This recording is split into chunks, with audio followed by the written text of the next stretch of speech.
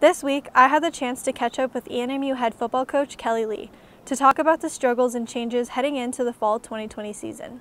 NCAA let kids come back June 1st, and several of our teams came back June 1st and have been coming back. I think we're actually the last in our conference to get back.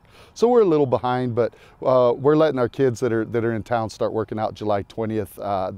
They get an opportunity there to get a COVID test, and then after they get a positive or negative test, then they can work out each day with our strength coach, Larry Bernardo, and they'll be texted for a temperature and a questionnaire that they got to do every day before workouts.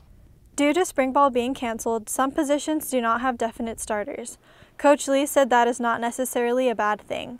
When the players return, that will create competition for those positions. When players can come back, there will be a few new guidelines to follow. With some of our guidelines, practice is going to look a little different.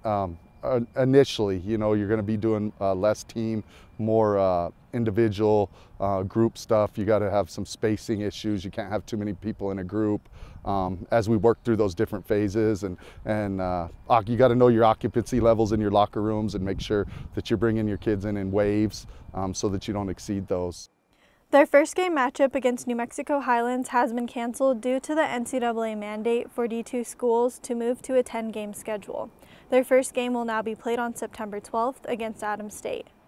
We're excited about the games we got, and football's going to be a little different there. It's going to be fluid. There could be cancellations throughout the year, and there could be games that are rescheduled throughout the year. So we're just going to worry a lot about ourselves, try to be the best football team we can be, and then we'll play who we play. If all doesn't go as planned, there has been talk across the nation about a plan B for the fall season.